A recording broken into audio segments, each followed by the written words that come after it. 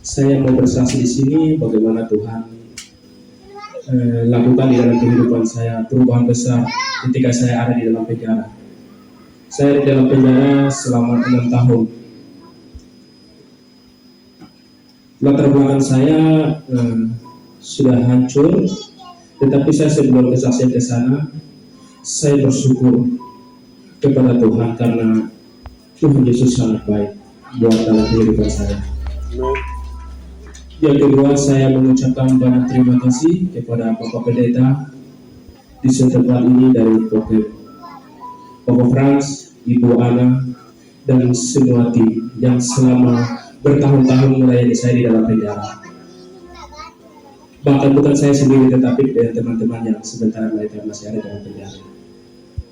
Saya sebagai manusia, saya tidak sanggup untuk membalas kebaikan Tuhan dan kebaikan dari jemaat Pokep. Tetapi semuanya saya serahkan kepada Tuhan dan kiranya Tuhan yang mempunyai berkat akan memberkati. Terima kasih dan saya mau bersaksi di sini. Saya latar belakang orang yang sudah tidak layak sebagai panggilan sebagai anak seperti itu. Saya sudah melakukan semua kejahatan di mana firman Tuhan sudah berkata dalam perjanjian lama, Keluaran pasal 20 ayat 1 sampai dengan ayat yang ke-17. Ketika saya terus menjalankan kejahatan saya, dalam perjalanan itu saya terus terbayang-bayang dalam hati saya. Dan di dalam perjalanan saya itu saya selalu menangis di hadapan Tuhan. Tuhan, saya punya hidup harus begini terus. Tolong saya. Itu sebentar saya dalam perjalanan membuat kejahatan. Terus saya punya teman hidup sebentar saya sama-sama dia di sana. Dia selalu berdoa kepada Tuhan dan dia sendiri juga mau lapor ke polisi supaya saya harus tangkap. Dia maunya harus saya sadar seperti itu.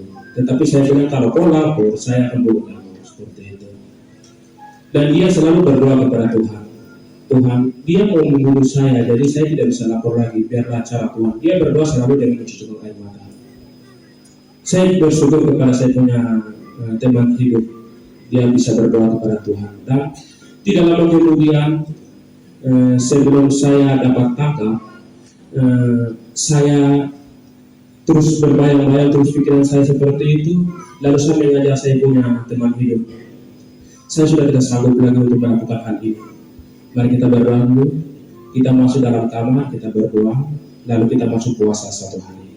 Dari pagi ada 12 malam sampai sore. Lalu malam saya mimpi. Saya keluar dari kegelapan, tempat yang paling gelap sekali. Dan di tangan saya itu Alkitab besar sama tangan sebelah ada senter yang saya kasih menyala. Lalu saya keluar dari kegelapan itu dan saya punya teman itu di belakang saya. Dan di dalam kegelapan itu banyak berseru kepada saya bahwa kamu tidak boleh ke situ, kamu harus kembali ke sini. Tapi saya bilang, saya punya teman hidup, saya bilang kamu tidak bisa menoleh ke belakang, kamu terus ikut saya.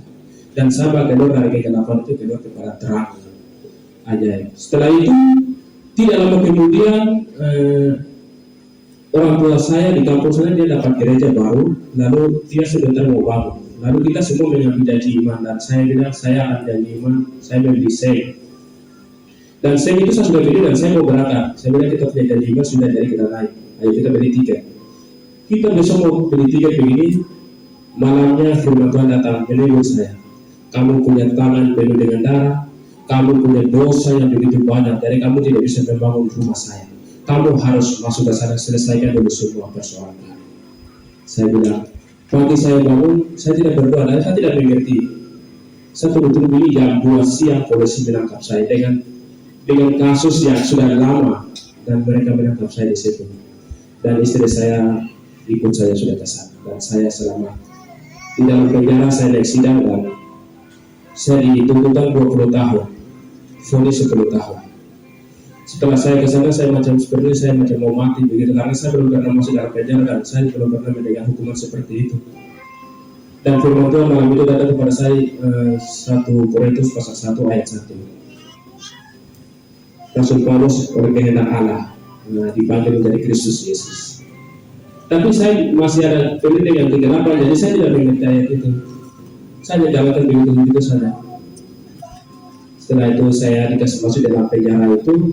Di dalam penjara tapi masih ada penjara di dalam itu.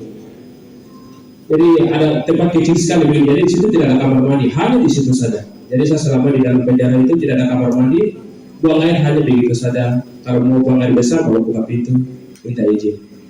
Tapi kalau kencing itu berarti di dalam COVID seperti itu. Jadi selama 1 tahun 4 hari saya ada di dalam penjara kecil itu. Disitulah perjumpaan saya dengan Tuhan. Ketika malaikat Tuhan ini saya lihat begini, bukan mimpi ya. Saya lihat begini, malaikat itu berkata kepada saya, John, saya yang melayani Tuhan. Saya Gabriel yang melayani Tuhan di dalam kerajaan Allah. Saya mau sampaikan pesan Tuhan untuk kamu.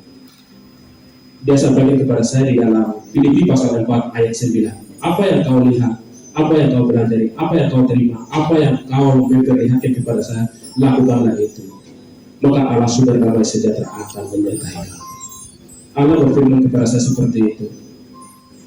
Setelah itu saya terus mengikuti proses Tuhan, dan Tuhan demi sedikit dia bilang, mengaku saja semua kesalahan itu, kesalahan mengaku. Saya mengaku semua yang saya sudah berbuat itu di hadapan Tuhan. Amsal 28 ayat yang ke-13 berkata, siapa menyembunyikan pelanggarannya tidak akan beruntung, tetapi siapa mengakuinya dan meninggalkannya akan disayangi. Saya menguatkan ayat itu bagi saya dan sekalipun dosa. Tuhan bilang, saya mengaku semuanya dan Tuhan mengampuni saya selama ada di dalam penjara itu. Lalu Tuhan berfirman kepada saya begini, baptis tanda pertobatan. Terus saya berkata kepada Tuhan, saya siap untuk baptis Tuhan. Tetapi tidak ada hamba Tuhan yang datang untuk membaptis saya di dalam penjara ini. Saya berdoa dan mencucurkan air mata. Tidak lama kemudian 3 hari Allah mengutus hamba-hamba Tuhan dari pokok ini. Saya bilang, saya ini yang mau dibaptis. Saya minta dibaptis. Maka dari pokok hamba-hamba Tuhan dari sini jalan Bapak Frans dan Ibu Ana, Bapak Yahya, mereka jalan dan mereka membaptis saya di sana. Dan setelah itu terus saya ikuti proses sampai hari Selasa minggu kemarin saya keluar. Begitu.